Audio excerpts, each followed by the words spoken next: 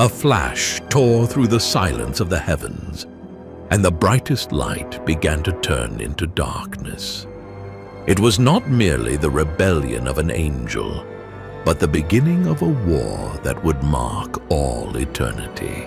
Among those who served before the throne, a dilemma arose: to save or to condemn. One angel dared to believe that compassion might change the fate of the one who strayed. But how far can love go without defying justice? What happens when mercy becomes disobedience? These are the questions that have echoed since the fall, and the answer may change everything you believe about good and evil. You are about to cross the gates of the Valley of Redemption. The heavenly assemblies, once marked by harmony, were seized by heated debate. The decree of the Most High had been proclaimed. The angels were to serve humanity, fragile creatures fashioned from dust, yet loved with infinite tenderness.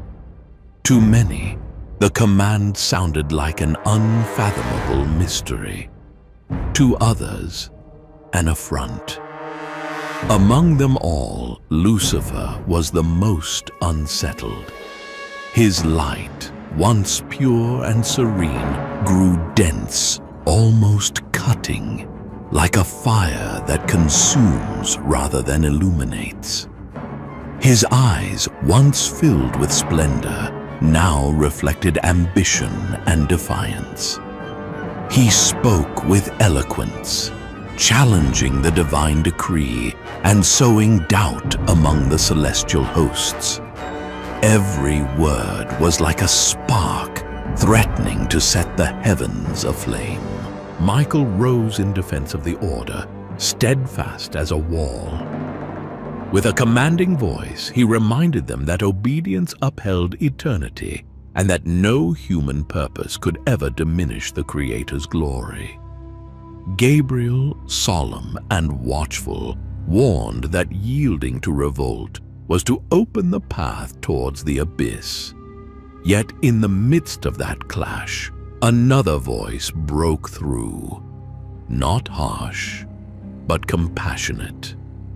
Uriel. He did not see only the rebel who rose against the throne. He saw a brother, still wrapped in vestiges of light, like a star struggling not to fade. He pleaded for patience, believing that mercy might still redeem the bearer of the dawn. The silence that followed was heavy, a portent of battle. Between the firmness of justice and the cry of compassion, war began to take root. The flame that once lit the heavens now bent into darkness, and the destiny of angels and men became entwined beneath the shadow of that choice. Uriel's cry resounded through the heavens. Before the throne, he cast himself in supplication. He begged that mercy be extended to his brother, that the flame might yet be spared from darkness. But the Father remained unshaken. His voice was thunder and silence at once. Justice could not be bargained. Uriel trembled. The weight of the decree crushed him, yet his heart burned. He could not accept that compassion should be silenced. And so, against the divine command, he dared to descend in search of Lucifer, striving to intercede, striving to tear from the shadow one last flicker of light. It was as though he had hurled himself into a war already lost. Hosts clashed, lightning split the firmament, and glory was stained with darkness. Uriel lifted his voice upon the field of rebellion, but his words were drowned by the roar of revolt. His brother no longer listened. His brother would never return. Then came the judgment. The whole of heaven fell silent as the Father pronounced the sentence. Uriel's compassion, transformed into disobedience, could not remain without answer. He would be cast aside, not forever, but for 1,000 years, an exile of solitude, where he would learn that even love must bow to the discipline of obedience. The flaming sword sealed his fate, and as the heavens trembled beneath the war of light and darkness, Uriel was thrust to the margin of eternity, bearing in his heart the wound of having loved, but loved out of season. Silence became his prison. For 1,000 years, Uriel wandered through the outer edges of eternity, cut off from communion, separated from the light. There were no songs, no company, only the memory of the Father's voice and the weight of the sentence. From his place of exile, he watched the darkness spread.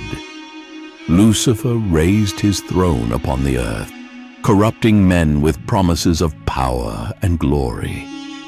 Cities rose, yet their foundations were pride. Altars were built, yet they were dedicated to shadows. Every human act seemed to echo the same rebellion that had once set the heavens aflame.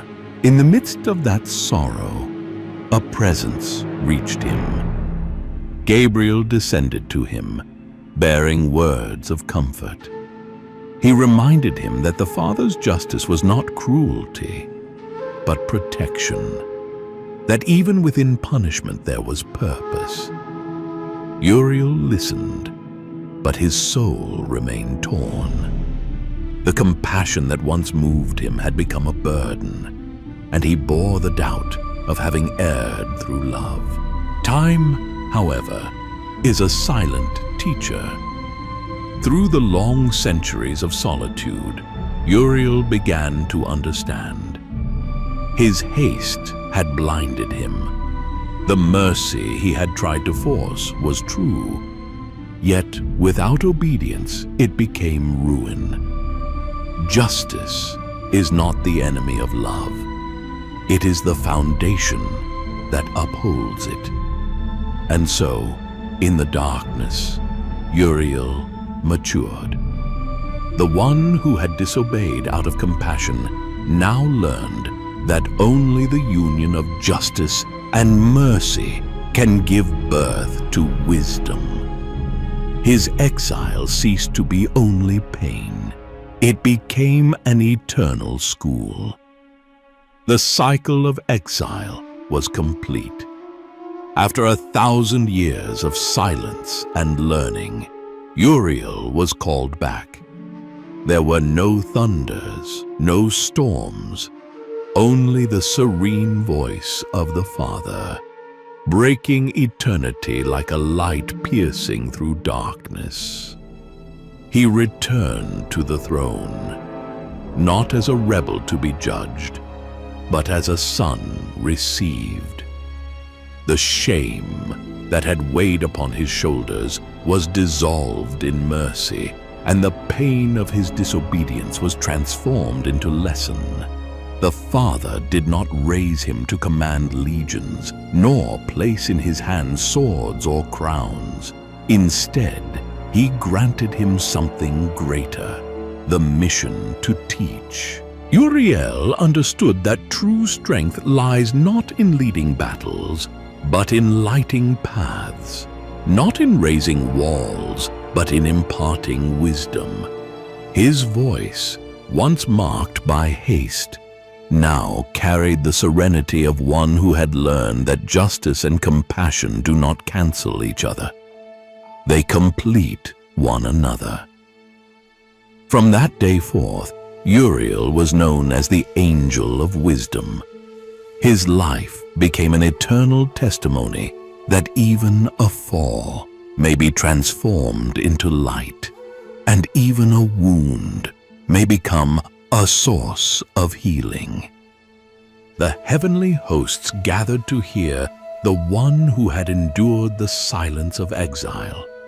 Uriel no longer spoke as one who pleads, but as one who bears witness. His voice, steady and serene, echoed through the armies of heaven. Free will is the greatest gift bestowed by the Creator, and within it lies both the risk of the fall and the grandeur of redemption. He did not hide his failure.